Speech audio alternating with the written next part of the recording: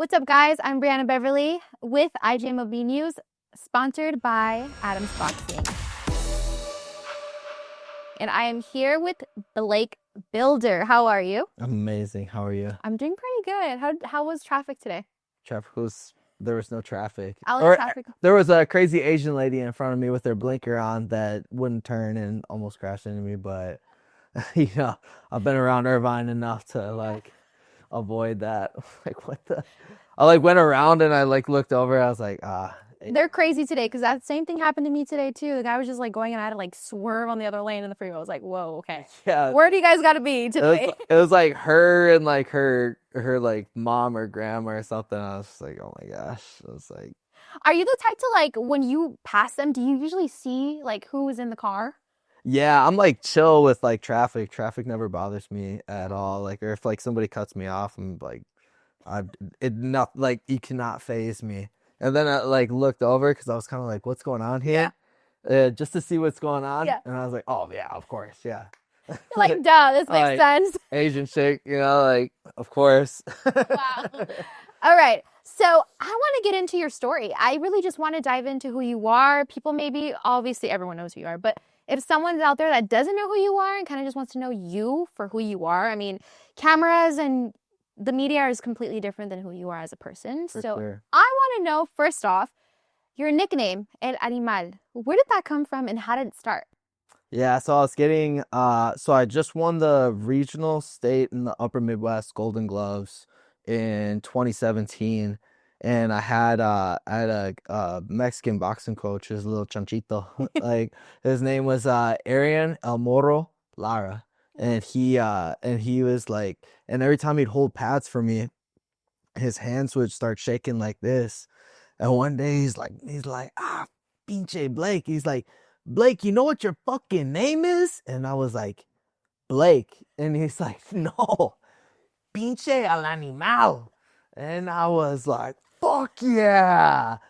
What does that mean? He's like, it means you're the fucking animal. I was like, fuck yeah, let's go. I'm the fucking animal. I love it. Let's do it. I love the accent too. You had the whole reaction of that's how he spoke. Oh, yeah. That's literally how it is, huh? Yeah. Oh, yeah. You know what your fucking name is? Pinche al animal. I was like, fuck yeah. Let's do it. I don't know what the fuck that means, but I'm fucking here for it. Let's go. Vamos a la verga. Your Spanish is actually pretty good. I'm not gonna lie. Estoy aprendiendo español. Qué bueno, qué bueno. Yo necesito más words. Práctica. Yeah. For sure. No, I love that. I think that's the start of it. So I just kind of found out, maybe it's just me, but you used to box before you were in MMA. Yeah. How was that? And why did you transition from being a boxer to an MMA fighter? That's a good question. So when I started at 17, my buddy Manuel Contreras Jr., he just won the Golden Gloves again for the fifth time. But yeah, he was my buddy from school. He beat up one of my friends, and so I jumped in and beat him up, and then me and him became best friends. Yeah. And he was one of the best fighters in the country. He won the ringsides in 2016, I believe, when he was 16, and he won the silver gloves. Okay. And he was top ranked in the country. He was number 3 in the country.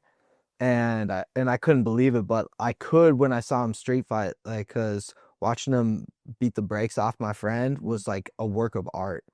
I couldn't believe it. I was like, whoa, this guy's so calm and stuck his jab perfectly and was just and just punches were just winging by his face. And so I was like, man, I definitely want to learn how to fight like this guy, because it was watching Picasso paint a picture. So when he came back from school, I apologized because he got suspended, him and my buddy, and I got away actually.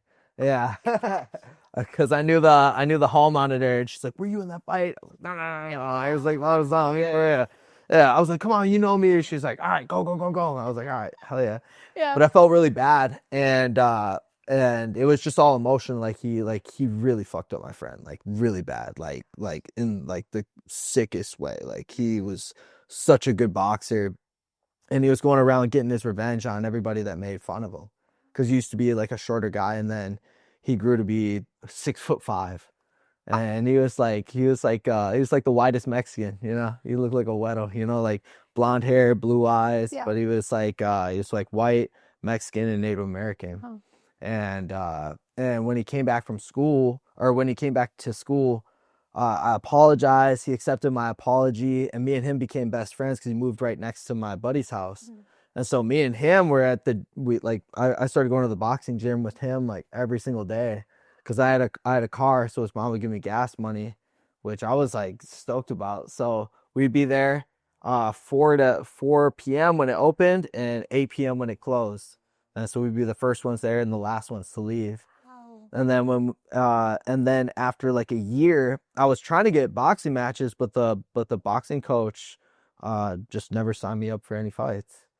Yeah, so I wanted to get fights when I was 16 or 17, but I just never got any fights. I gave him my birth certificate and everything that you're supposed to give the coach to register you, and he just never registered me. I don't know. I don't think he believed in me. Nobody really believed in me, actually. Yeah. They all made fun of me. I was like, it was like the opposite of what it is now. Like I was like the only white boy in the gym. Like everybody made fun of me, called me a fucking leprechaun and shit.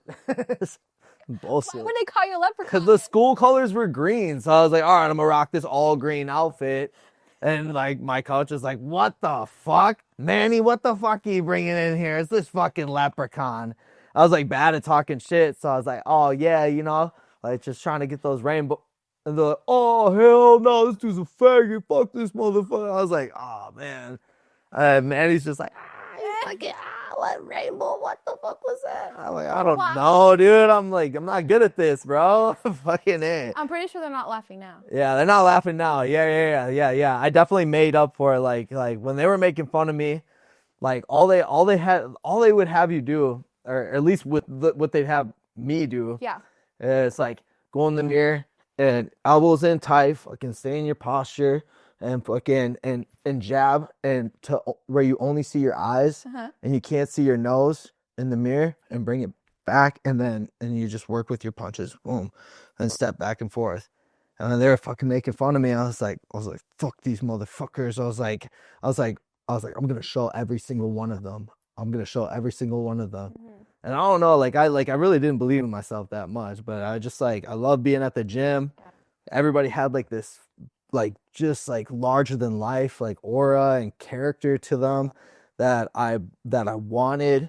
Yeah. And like them making fun of me made me want their respect, because I saw the way that they respected Manny, and I was like, man, I want that too, you know. I'm like, so I was like, well, they can't get rid of me. I was like, I'm just gonna earn the respect. Exactly. And I never got a fight at Rice Street Boxing Gym. It was on the east side of St. Paul on Western Avenue. But after a year, me and Manny did like a MMA round, and he got mount on me, and nobody was in there, and he went and he had mount, and I was like, tap, and I realized in that moment, I was like, man, okay, if I'm standing at that point, like a year later, I was pretty nice. I was pretty nice with boxing. Like I wasn't great, but I wasn't bad either. Like I would have held my own. I think I would have won the Golden Gloves like for my weight class at 141 or 152, I think it was at the time. But yeah, I realized like, man, if I get taken down in a real fight or anything, I'm done for. Like that's it, you know. Like I have no idea what I'm doing. And then a gym opened up a little bit after that, and the coaches were BJ Penn's wrestling coaches. And I was like, you know, I was like young. I was like, oh, that's cap. You know, like I was like, yeah, okay, yeah, you guys go to Hawaii and help BJ Penn get ready. And that's when BJ Penn was the man. Yeah, like that's when he was getting ready to fight George St. Pierre, but that's when he was the world champion. Yeah. Still. And then like I was up at the MMA gym, and I was like, yo, where's Joey? And they're like, they're in Hawaii. I was like, what for? Are they taking vacation? Or they surf? They're like, no, they're helping BJ Penn. And I was like, oh shit, they're really BJ Penn's brothers? They're like, yeah. Like, bro, they're like Greco-Roman Olympians. Were you shocked? Yeah, I couldn't believe it. Wow. And then we had another guy, Brett Rogers. He was fighting Fedor Emelianenko. Okay. And he had just knocked out Andrei Arlovsky in like 10 seconds. I was like, no way. Like seeing these guys that you know personally, that you train beside, like reaching like the craziest heights. I was like, whoa, I'm definitely in the right spot.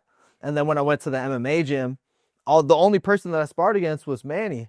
And I'm 5'8", he's 6'5", you know, and he's number 3 in the country. And he was like, I mean, he was killing all the pros. Yeah. Like Matt the Predator Vanda, he had just fought Julio Cesar Chavez Jr. And he was one of the big names out of Minnesota. Yeah. But like, you know, he was an MC and they partied a lot, you know, but Manny was killing all those guys. And Manny is the only person I sparred because he was like, hey, he's like, in the beginning, he's like, everybody's got a spirit to fight. He's like, the last thing I want anybody to do is take that from you. Yeah. He's like, because it can get taken from you. He's like, so the only person that you spar is me. And he's like, and the only person you listen to is me. And he's like, don't listen to anybody else. He's like, I'll tell you what to do and what not to do. Right. And if you're doing it right, if you're doing it wrong. I was like, all right, bet. So I just believed him, you know, because he was like, me and him just, we were like best friends, you know, and that was my guy. And I looked up to him. So I was like, all right, I'm going to just listen to him. He's the best one in the gym. He's killing everybody and he'll fight anybody. Yeah. And like, even on the street. You know, like he didn't care. He didn't care. He was crazy. And so it wasn't until I went to the MMA gym that I realized like that I'm all right at this, because like I was going against like a heavyweight. I was like, oh fuck, here we go. Bah, I stick with the jab, and he's like, nose starts bleeding. I was like, oh shit, no way, because Manny I couldn't even touch. I couldn't even hit. I couldn't even hit the guy. And like boxing sparring is just different than MMA sparring. It's just different. Like you'll get like, I remember Sean Strickland, he had just gotten into the UFC. He had like 2 or 3 fights and he was at Dan Henderson's gym over in Temecula at Team Quest. And he was like, yeah, there's nothing like a fucking 16-year-old Mexican boxer that'll fucking change the way that you think about your stand-up. And I'm like, that's pretty true. Facts. There's always some fucking little teenage Mexican that'll beat the shit out of you, even as a grown adult, you know, so it keeps you humble. Yeah, that's true. Yeah, so that was like kind of like my transition from going from boxing into MMA. But, you know, boxing was definitely my first love. Yeah. Yeah. If you can go back into that, would you? Into boxing? Yeah. Yeah. Oh, yeah. Gosh, I couldn't sleep last night. Last night I was up like, I mean, I've always been like a boxing head. Like most people don't really know, but like I would stay up all night. My mom worked overnights, so when we were old enough, me and my brother were old enough to stay at home, I'd stay up all night and I'd watch boxing all night. Oscar De La Hoya was definitely like one of the people. Just because I kind of looked like him, he was like, you know, he's like a light skinned Mexican, you know, but I didn't know the difference, you know, like I didn't see color. I just saw the style and swagger and like the way that he would press forward and put his punches in bunches and put his combos together and use his head movement and cut off the ring, and like his IQ. I didn't know, but I'd grab 2-pound weights and I'd mimic it. Yeah. When I was a teenager, I always wanted to fight. I just didn't know that it was available. Like, you know, like I feel peanut butter and jealous of all these kids that are 8 and 9 years old that get brought to the gym by their dads. Like I always wanted that. And so when I got the opportunity with Manny, I was like, oh, this is my time. This is my time to show the world, you know, and I was on a mission ever since then. But yeah, I mean, mission never stops. You never know. Yeah, I mean, I was up last night watching David Benavidez. Yeah. I'm really a student of the game, you know. So like lately I've been into jiu-jitsu, so I've been studying the greats of jiu-jitsu, Marcelo Garcia, and like some new school guys. But yeah, I was studying David Benavidez last night. He's definitely one of my favorite boxers. Currently, I think he's gonna be like really, really great. Yeah. Yeah. He's definitely a force to be reckoned with. Definitely, I Yeah. agree. If you go back into boxing, who would be the first person you would want to call out? Or not call out, almost like have a fight with? Mm. And you can say it to the camera because you never know if they're watching. That's a good question. I moved up in weight, so it'd be interesting to see like what weight I would fight at. Because in the amateurs, I fought at middleweight and light heavyweight. Okay. And so middleweight is 165 and light heavyweight is up to 178. And I beat a 10-time national champion for my first open fight. It was I was on my 8th fight. I just won the Ringside Worlds novice. And I won the Golden Gloves. Those were my first 3 fights. Ringside Worlds novice. That's my next 4 fights. And he just won the Sugarburt Nationals at light heavyweight 178. I wanted at middleweight. And my coach was like, "Hey, Blake, man, don't worry about cutting no weight. You just walk in your regular weight." I was like, "All right." So what? Like, we're gonna fight at so we're not doing middleweight? Nah, don't even worry about it. You fighting pool both. Da da da da. He's like, I got some sparring coming for you. I was like, all right, bet.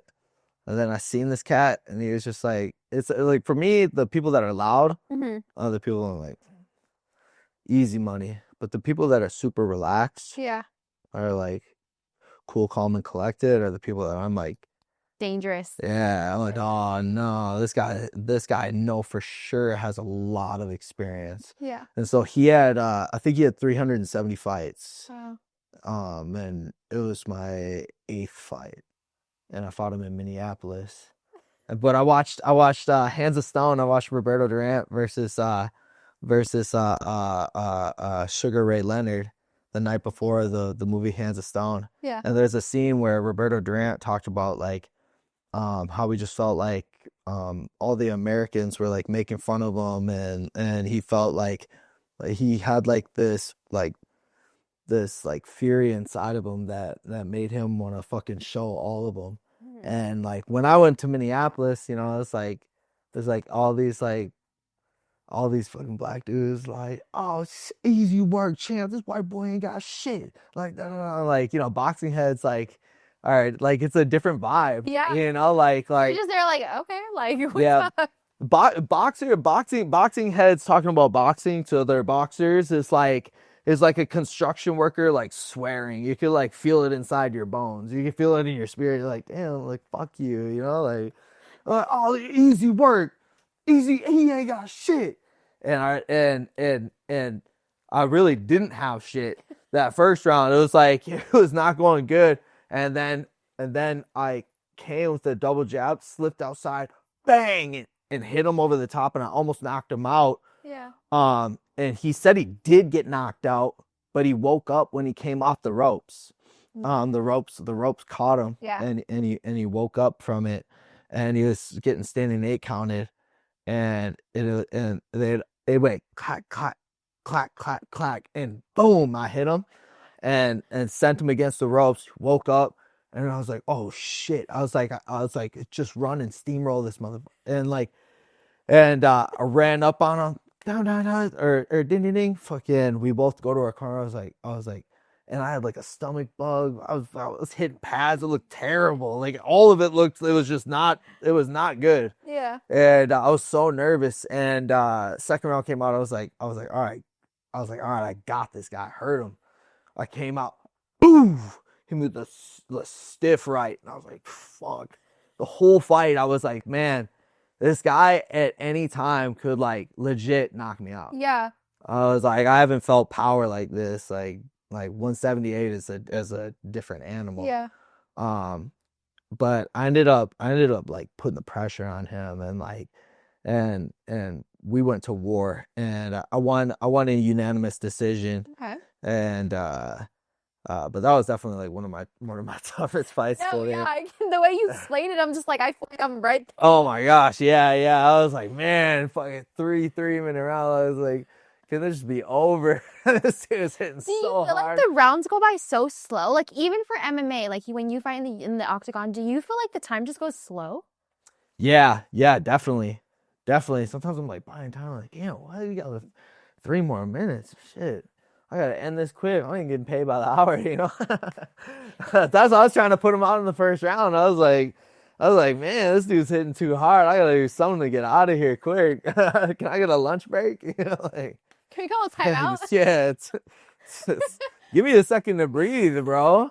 Yeah, he was really good. I mean, experience showed. He didn't fight after that fight for a while because I guess he like because I went up to his gym, Circle of Discipline in Minneapolis, and I sparred him again.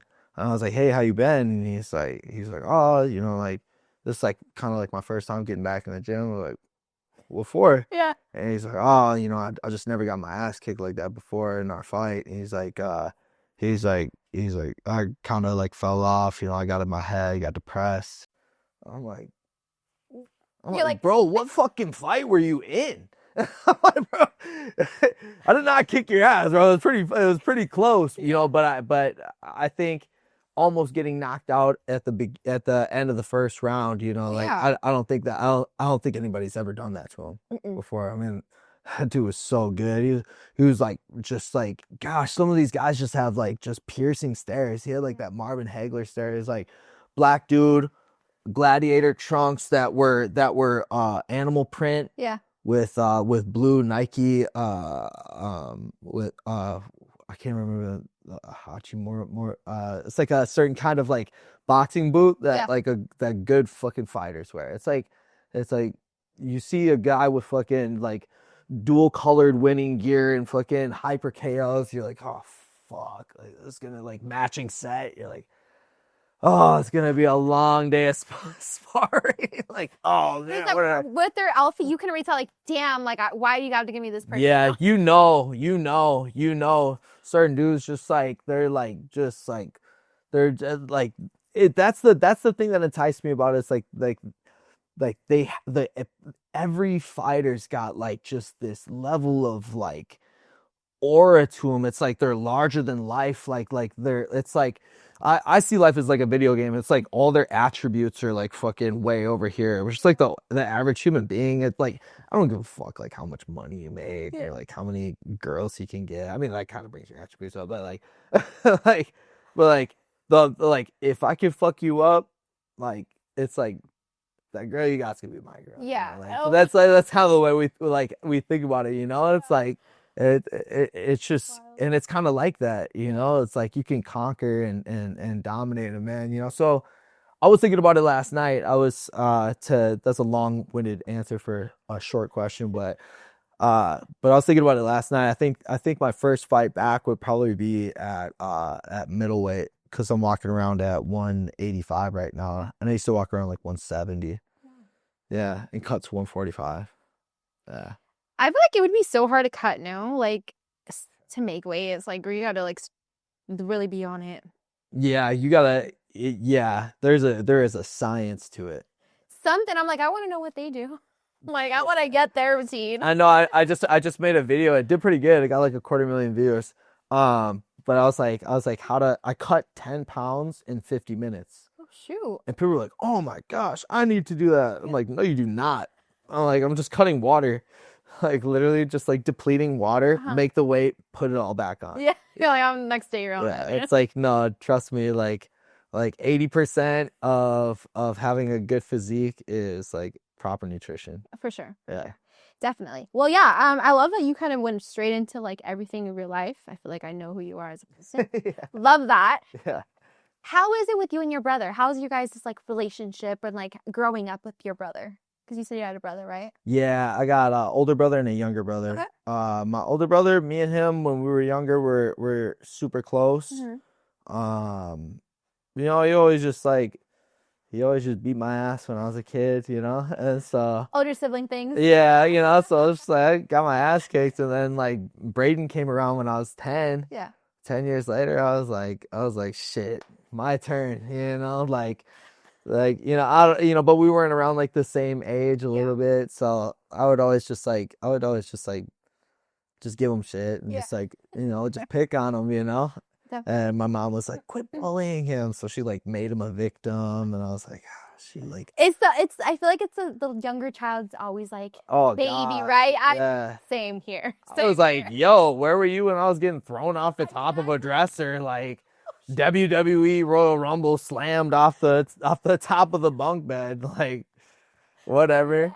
Yeah, but it made me tough and I had to deal with it, but yeah, me and my older brother were super close.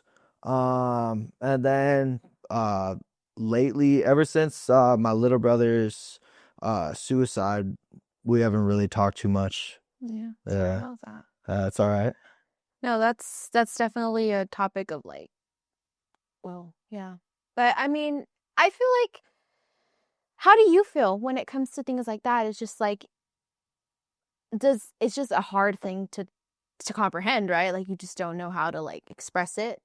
The feelings are just hard to express. Yeah, it's like sometimes you're good with it, and then sometimes like I had to stop thinking about like what the final moments of somebody's life was like. Yeah. Like what the thought process was like, what the feelings might have been. And it's like after something like that, you go to anybody and they're like, you're like, yeah, this happened, and then they go, oh, and then to you, you go, oh, fucking, and it's like, at the end of the day, I told him, that I told him a million times that he should get help. I was like, I'm not a proponent of like prescription medication, like depression medication or anything like that. I think God gave us everything that we needed. However, I go, if it works for you and it's what you need, like I wouldn't write it off. For me, I'm good, just because like I don't like any substances or drugs or alcohol or anything in my system. I'm 100% sober, but I wasn't like that, and I was using substances as an escape, but at the end of the day, I don't know. I'm like, I get like torn. I get torn between like my thought process about it. Um sometimes it makes me like really sad. Yeah. Yeah, and I get like really depressed about it. Um and sometimes I feel like now that I'm not like fighting in the UFC, I got released. Sometimes I wanna box or fight, to like have that purpose and to show people that like you can overcome that, because I dealt with I dealt with thoughts like that like my whole entire life. I still deal with thoughts like that, just being completely honest, and like he left family behind. He had a baby on the way, and then he also had a 2 or 3 year old, at the time, so he grew up without his father, and they're going to grow up without their father, so the cycle continues, unfortunately, Yeah. Do you have like a relationship with his kids? No, not at all, because they live in Georgia. Oh, okay. Yeah, so they live in Georgia with my mom, and then both the baby moms like mentally just aren't good. Yeah. Like I think like mentally, spiritually, you're just like, like all over the place, so I think they're trying to cope as best as they can, but nobody gives you a handbook on that. No. And life is crazy. Life is just, the world we live in now, I feel like it's so much crazy chaos happening that it's so many voices in your head. Like, I feel like everyone gets to that point of like depression, like, what do I do? Or like all of it. It's like, how do you get out of that? Like like you said, there's no handbook in getting out of those kinds of situations, and it's a scary place to be, for sure. for me, I mean, although I always felt like that, I always had like, my route was like I overdosed when I was 16, and I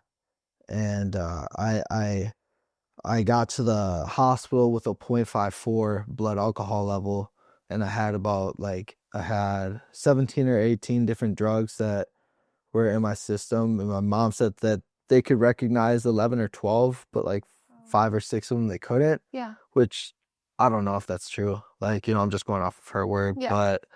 um, but yeah, I think like it was, I was definitely looking to escape, and the only thing that kept me um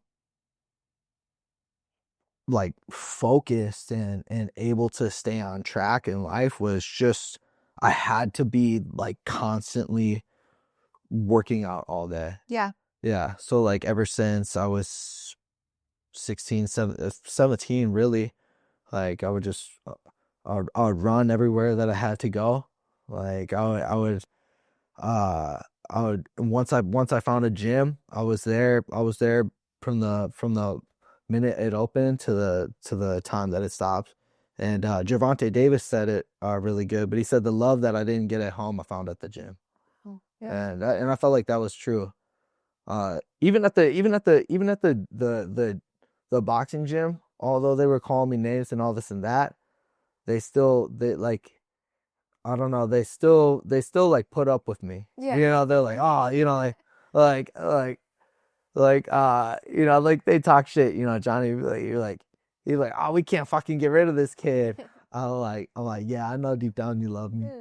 Yeah. And I started growing on those people, Mhm. and some of the pros were cool to me, would show me a little bit, Yeah. and to me that meant everything, because to me that's all I had in life. That's all I cared about, and sometimes it's still all I care about. Sometimes it's like, I've done it for over half my life now, from 16, 17 to now 34. Yeah. I'll be 35 in July, so I can't find anything in life. There's no relationship that I can find. There's no like other place or thing that I can do that satisfies that urge and craving for like of I guess like that sense of meaning and that feeling of belonging. Yeah. Yeah. I agree. And so I find that I just find it in the gym.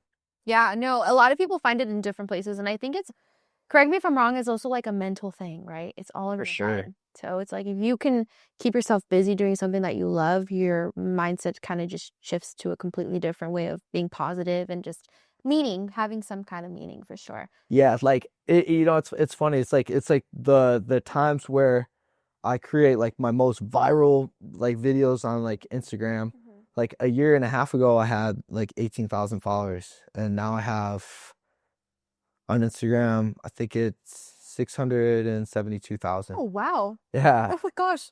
so it's like that's like quite a bit, Yeah. but it's from me like not caring what the world says, and like when I lost big fights, I got like harsh criticism, like people telling me a loser, clown, piece of shit. Like people just talk crazy to fighters even after they win.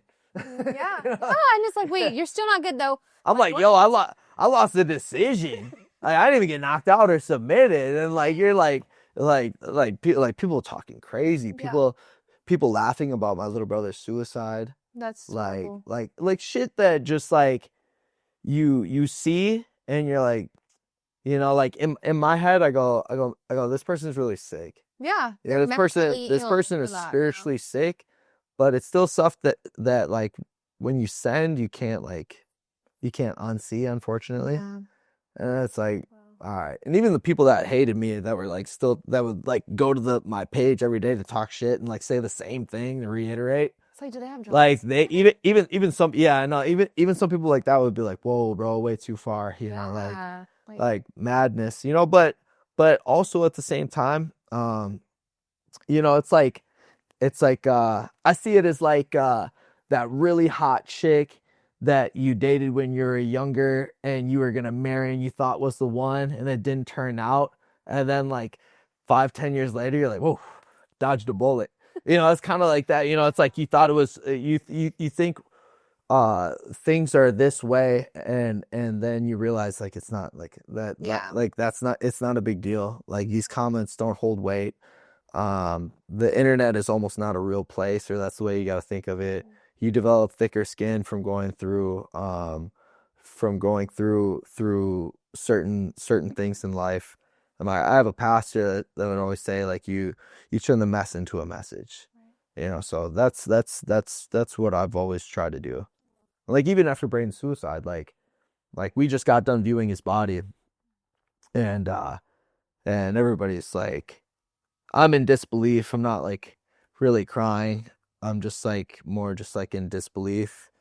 My brother's losing it, and I get back home, and my brother just like was like, you should be happy. And I was like, happy about fucking what? Yeah. And he was like, no, you always said like, oh, I hope you die one day, da da da da da. And I was like, bro, what the fuck are you talking about? And he's like, no, you said this like when we were younger. I was like, you take some shit that I said like fucking like 10-15 years ago about the kid when we were kids, and like bring it up now and think that that's the way that I feel about him now. Yeah. Did he call you when he tried to commit suicide a month ago? When he swallowed all those pills? Oh, nobody saw it coming? When I told you guys to chill out and relax, when he was in his room, gripping his controller, crying, looking at the fucking video game, because you guys are in the other room talking loud about him. And I tell you, hey, relax, take it easy. No, he needs to hear this. Yeah. Wow. Did you guys see that? So it's like for me, like, I look at, you guys there are so fucking naive. Like, you're so unaware of what that's doing to somebody's mindset. And I felt like that when I was a kid. I'm like, you don't know, it's just like Jesus said on the cross, forgive them, Father, for they don't know what they do, and it's just like, and it's just like I always felt like my whole life I was like running away from myself. And that's probably why I did drugs. It's probably why, I felt like I had to fight to like be the person that I was. And I feel like a part of me is missing all the time because of that, and I don't know, and like ever since then, like that's kind of why me and my brother haven't really talked, and then after that, I get a call from my manager, and I'm like, hey, what's up? And he's like, hey, we got a fight for you. That's against Glover Textures soon. It's like the current heavyweight world champion, and Alex Pereira's teammate. Mm-hmm. And this guy is like was the current light heavyweight champion. And this is the guy that came up to you after your last title, when you won the title, and said, oh yeah, gonna be me, man. And I thought he was just like admiring me. I was like, oh, okay, buddy, I'll give you a picture and an autograph later, so I'm like sitting there, and I could be mad at all these people, but for what has happened, I can point the finger and do all this, but I'm sitting there and I go, you know what? I'm 185 pounds. I'm fucking fat. I've been doing drugs. Like I gotta do something to take my family's mind off of everything that's going on. So I'm like, all right, you know what? Fuck it. I was like, either I fucking kill this motherfucker or he kills me. I don't give a fuck. And I was like, and I hope he does. And so I went back and I get my first workout. I go to the 24-hour fitness. I go to run a mile. I get a quarter mile in, and it feels like my heart is going to explode. And I'm like, don't be a pussy. Don't be a bitch. I always tell myself that. I'm like, don't be a pussy. Don't be a bitch. Don't be a pussy. Don't be a bitch. And I just thug it out through the workout. And I got to a mile in, and I was like, yo, something's wrong. And and I'm like, man, I need to, something's going on. And I was like, all right, I'm just gonna go upstairs. So I go upstairs and my heart's pumping, and I'm like, yo, I think I'm having a fucking heart attack. Well, I was having a panic attack. Yeah. I was like, I need to sit down. I'm gonna pass out. And I was like, no, you're good. You got a month and a half. I'm like literally counting down days. So I was like, you have 44 days until this. I was like, you can't feel sorry for yourself. You can't be a victim. You have to go. Yeah. And so I sit down. I'm like, all right, I get up, fucking sat back down again. I was like, almost started crying because I was like, dude, I was like, I'm gonna pass out. I can't do this. And I think I ended up just leaving the gym that day. I was just like, all right, let's just call it a day for them. But I was like a little bit worried. You know, I had like 40 pounds to cut in a month, like a month and a half. And you know, and I just got a lot of my heart, a lot of my head, a lot of my plate. And but I made a commitment in that moment. You know, I was just looking around the room. Everybody's just sad. My older brother's like cleaning because he's all OCD. That's what he does when he's like upset. Yeah. And my mom's just like trying to figure out what to do with herself. And I was like, and I remember going to the gym, and I apologized to my boxing coach Flame. I was like, hey, my bad. I haven't been here. I was like, my little brother committed suicide. I was like, fucking, they deal with that. So like, you know, like, but here I am. Let's work. Let's get it. And he was like, and he didn't do what everybody else did. Like everybody just go, oh, Blake, oh. And then when they would do that, I'd mirror oh yeah, oh gosh, you know, start crying. I'm like, you know, like, and I didn't want to feel like that. But he was like, he's like, my condolences, but life is what we make it, Papa. So why don't we become world champions to get you your first knockout? And I was like, fuck yeah. I was like, let's go. And then me and him, and he's like, come on.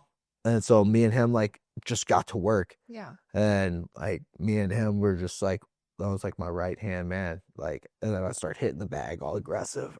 He's like, whoa. Like, whoa. I'm up there way. It's like, hey, relax, Papa. He's like, act like you love your job. And I was like, what? he's like, bro, love it.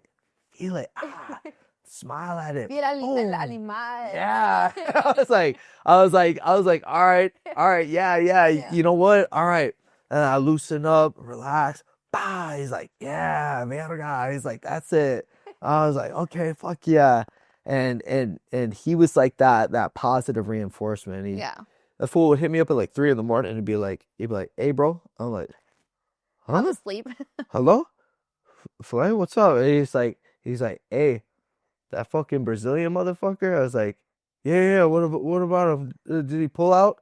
He's like, nah, he'd be lucky if he did. We're gonna kill that motherfucker. I'm like, fuck yeah. He's like, all right, I'll see you at training. Click. I'm like, what the fuck? Like just random times, just always hitting me up like that, you know. So he really like kept my mind right, and I mean, I was just a man on a mission. I was training 3 times a day, all day, every day, and fucking we did not miss. Yeah. And I ended up getting knocked down 3 times in the first round, and ended up coming back in the 3rd round and knocking him out cold. Yeah. See? Yeah. Yeah, and then you see me in the like right afterwards, I was like this, and I go, Rolly, baby. Yeah.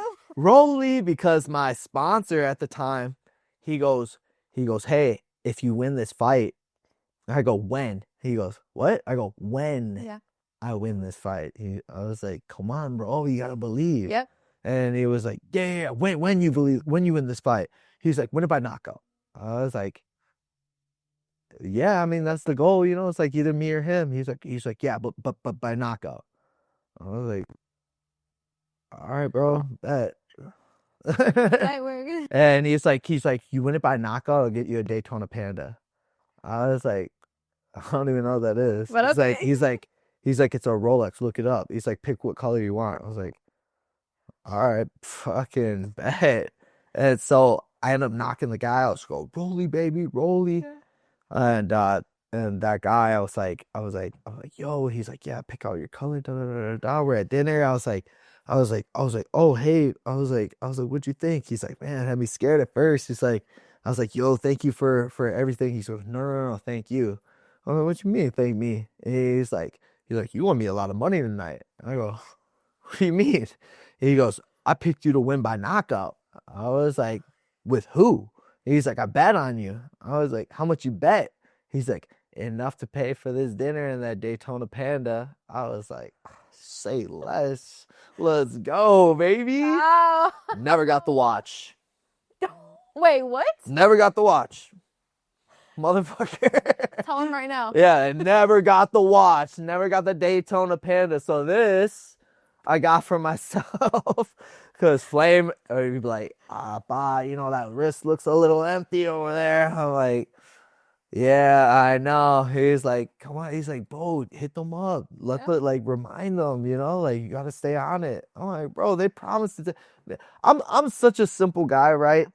If somebody promised me a strawberry ice cream afterwards and they didn't get me the ice cream, I'd be just as mad over the Daytona. It's principle. Yeah. You know, like, I don't Did you guys care about the vomit? watch.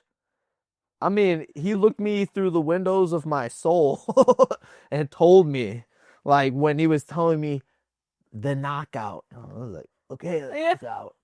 All right. What round do you think it is? I was like, bro, just like, will you fucking stop? Like, this dude, like, barely got me my fight shorts. Yeah. Like, and then I made shirts for it, and, like, which were fucking badass with Yeah. all the sponsors on the back. He's like, oh, next time don't get like tie-dye teal with the thing. We're gonna do black and da, da, da. I was like, says the guy that was supposed to handle all the t-shirts with the sponsors on them and didn't do any of it and barely got my fight shorts here. I was like, fucking chill, bro. And promised the Daytona Panda and never came through. Wow. Lots of talk. Lots of talk. I don't know. So yeah, so you know, it's like but it's moments like that made it amazing. You know, I was like one of the top knockouts on ESPN, Fox Sports Network, and it pushed me to, I was number one in the country for MMA fighters in the US. Mm-hmm. Yeah, and I was only 6-0, you know, so for MMA, that's pretty good. It's really good. It's like really, really good. Like to be undefeated, like in your first six, 7 fights is really good for an MMA fighter. Yeah. There's so many things that could go wrong. So, yeah, I mean, that was just amazing, and I was able to hop on the cage, say that I did it for my little brother, and then none of the people at the promotion knew that about what had happened. Wow, yeah. So I was able to, the CM Punk was the commentator.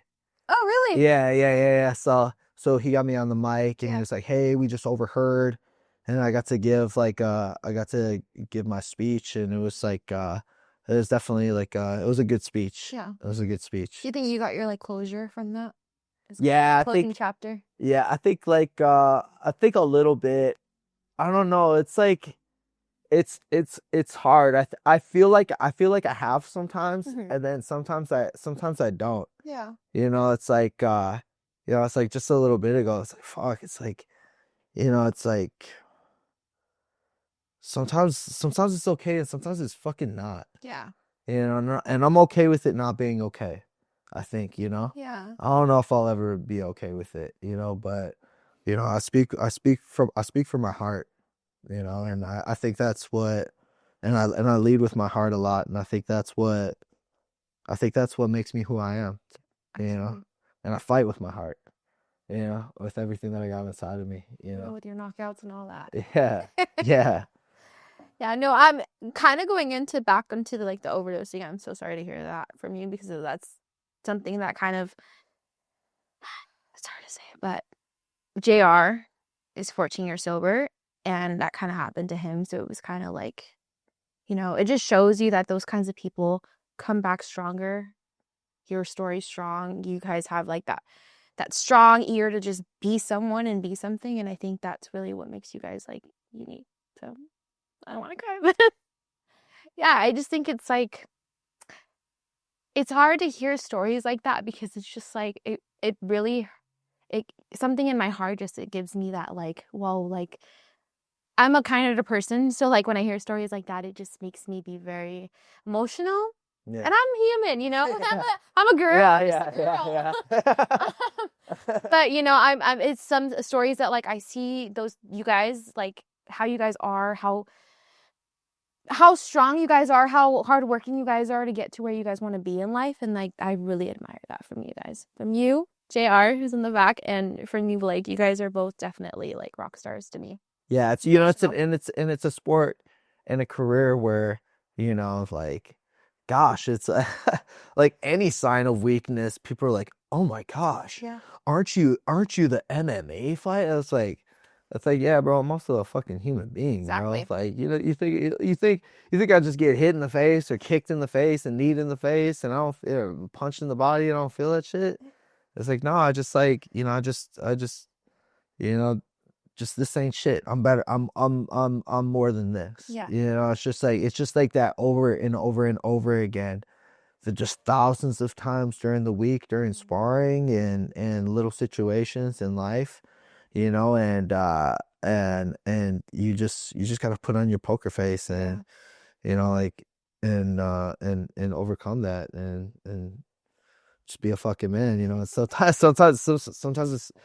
it's hard, Yeah. you know, and sometimes you have lapses and like just and how you handle that, you know. Like lately for me, I just kind of want to be left alone. Yeah. I live my life real simple these days. My coach said the other day, he goes, yeah, you know, we're just like monks. And I was like, a monk? And he's like, yeah, monk. He's like, what does a fuck monk do all day? They just dedicate themselves to the spirituality and the craft, right? Yeah. And like the temple that they live in. I was like, oh my gosh, I'm a monk. I was like, yeah, that's all I care about, you know, like go improve every day, you know, live your life like a Dragon Ball Z character, you know, just like getting stronger every day, improving your skill set and technique and you know, and just like in silence, you know, it's like cool. Yeah. Because people will think you're like a certain way and then you come out, boom, you put on a show. Like I just did it last weekend. Yeah. Yeah, I finished 3 guys all the same way. Yeah, all the same way. A really good black belt from Checkmate Riverside. A really good brown belt from somewhere. And then I met up with my teammate. Oh, In the finals, my coach was like, I'm just not gonna say anything. yeah. Man, I got him out of there in like a minute. But yeah, it was like cool. People were like, damn. Yeah. So I was like, hell yeah. You know, it just feels good. Like when I box, I can fucking box. Yeah. Like I can box my ass off. Muay Thai, I'm pretty good at Muay Thai. Not the best. Kickboxing. Kickboxing, I'm a bad motherfucker at kickboxing. And then, but I can box my ass off. Yeah. Like, you know, like I can box. And then MMA, I'm good. Just sometimes the small gloves gets me like, it gets in my head a little bit. Yeah. Oh, fuck, I don't want to get hit with that shit. It's like 4 ounces of leather. Well, going into that question, I actually had a question for you that I was going to ask you a little bit earlier. What's your favorite? It's probably a weird way to say it, but what's your favorite position in MMA? In MMA? Like there was one that they had brought up. It was like a triangle. Oh, what's like my favorite submission? That submission, sorry. Submission? That's a good question. I would say my favorite submission is probably what my go-to is, which is like which it sounds like a lot, but it's really not. It's like a topside crucifix inverted triangle to a Kimura. Okay. Can you do it? Yeah. On you? No. So say there's a person's head right here. Okay. And here's their arms, right? So I grab under the shoulder. Yeah.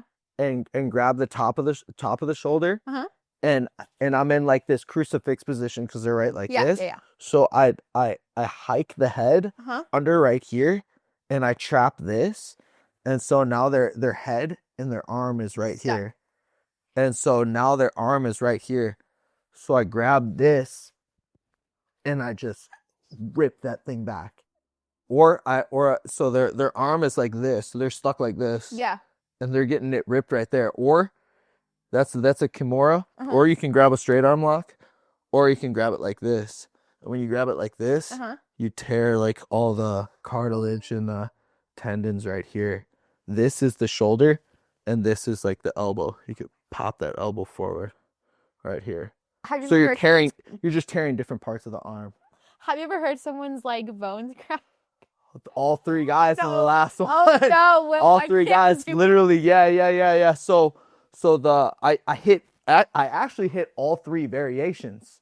So the first one was a straight on lock. I grabbed the Brazilian and I just like popped it up, and she's here.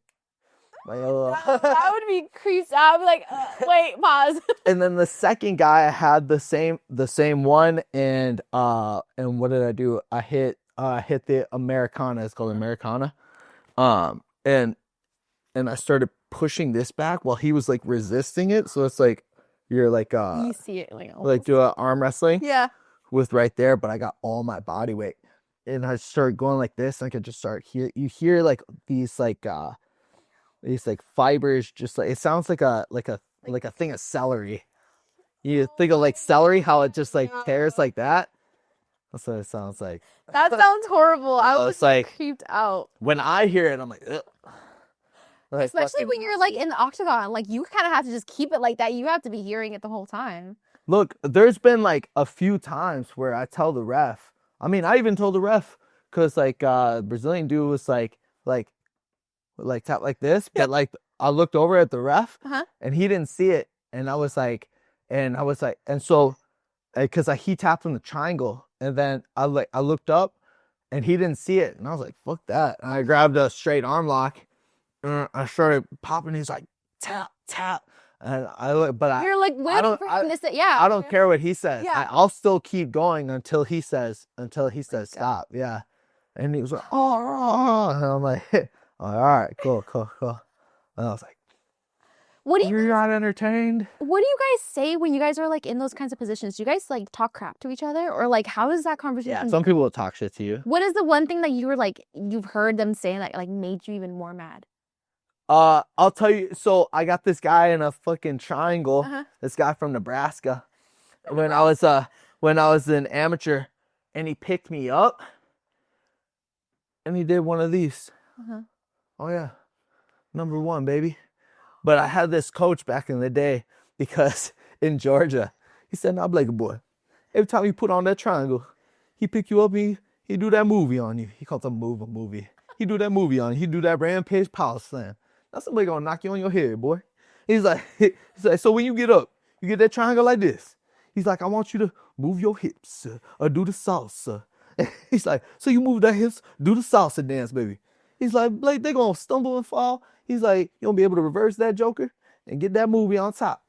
Like, so I remembered I had him in my head because of that fucking accent. Yeah. He's like moving your hips. He threw up the one, and I'm like, and I could see it on the screen. He's like, "Now, Blake boy, do that salsa move." And so he went like this. He was taking his time with it, and I started moving the hips. And sure enough, the guy, when he went to go slam, stumbled and fall forward. And he like, this guy probably should have knocked me clean out. Yeah. Sick highlight. Right. Insane. But he stumbles, falls, gets reversed, and is in a mounted triangle. And there's a picture of me to this day like this on top of him. Like, boom, boom, boom. I hit him with like 16 punches. And as I'm hitting him, he's going, and he was fucking funny ass sounds. I was trying not to laugh. Yeah. Fucking, but I was pissed at him. Yeah. So I was like hitting him. I go, he's tapping as I'm just socking this dude. Yeah. And I got like 16 unanswered punches. I was like, stop. Yeah. And like I tried getting off him. He's like, easy on his neck. I was like, man, fuck this guy. He just threw up a one and tried to powerbomb me all fucking Ric Flair style. Wow, that's wild. Yeah, so that was the best one for sure. Yeah. That was the best one for sure. That guy had just thrown up the one, and then like from being in the most dominant position, having a guy up like this, getting ready to slam, to getting reversed, hit 16 times and the fight ended. Crazy. That's wild. No, I agree. That's crazy. That's why, like, MMA, you just never know what's gonna happen. Exactly. I was about to say, I feel like that's the sport where everyone just, you just never know. Like, some people have died in that ring, and we're just like, whoa, like, wild. Yeah, there was a boxer that I just read about. Another one. He hit the ropes, and then they brought him to the hospital. He died later. That's crazy. So it's crazy. I mean, you go in there and you risk your life. One of my teammates actually collapsed in the cage and was pronounced dead at the hospital with zero brain activity. Was flown from where they were fighting at up to, I think, the Mayo Clinic or somewhere in Minnesota. He got 2 brain surgeries and lives to this day. Yeah, Dan the King Kaiser.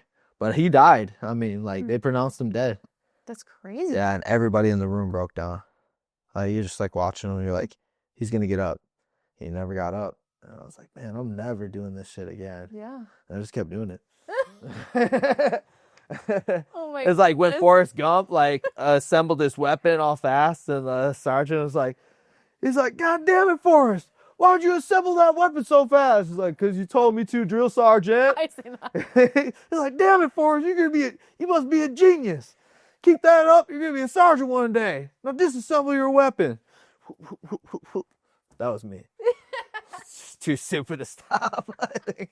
Probably. Forrest Gump. Yeah, I'm a little Forrest Gump. All right. Well, I loved your conversation. You were really great with everything that I love that we kind of went into everything in your life, and that really was what I feel like a lot of people watching us specifically, I want them to really see who you are as a person. Yeah. And I think we got a lot of that. Like, we got a lot of just you, who you are, the rawness. Everyone can see you online. People can say all the things that they want, but in reality, you're a person, you're a human being. And I'm glad that you kind of opened up to me with a lot of this stuff that happened. And I'm excited to show everyone out there, like, this is who he is. Like, yeah. This is who he is. Yeah. People think I'm the ninja move of the day guy. Exactly, right? You're like... Or, like, your nickname for, like, fighting, you know, which is cool. Yeah. You know, it's, like, always awesome to get recognized. But, yeah, I think it's always, like, really important to, like, showcase and, like, really, like, show people, like, behind the fighter. Yeah.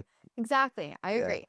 I have a couple of last questions that I want to ask, rapid fire questions. So really quick. Okay. And then we'll be good. But yeah, let's start with the questions. Let me get them out really quickly.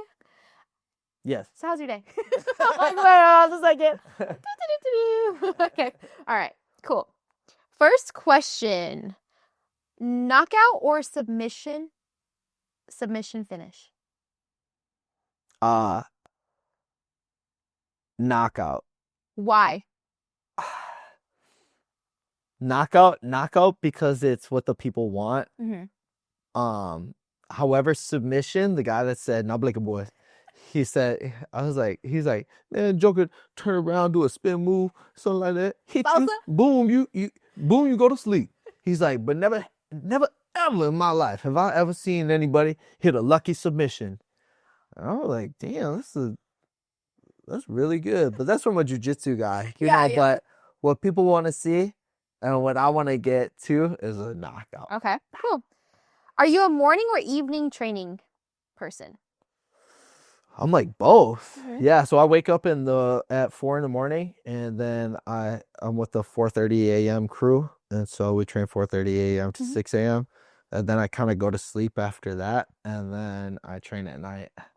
Yeah. No days off. No days off. No days off. No days off. Tacos or pizza for cheat meal? Ooh, tacos for sure. What kind? Carne asada. Ooh, yes. Yeah. Okay. Or tacos de birria.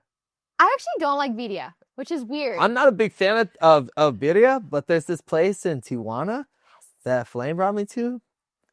money. Fire. Yeah. So fire. Anything in Tijuana, like tacos wise, bomb. Yeah. Like so I will good. drive 3 hours just to go get some tacos and come back home. Like so good. for sure.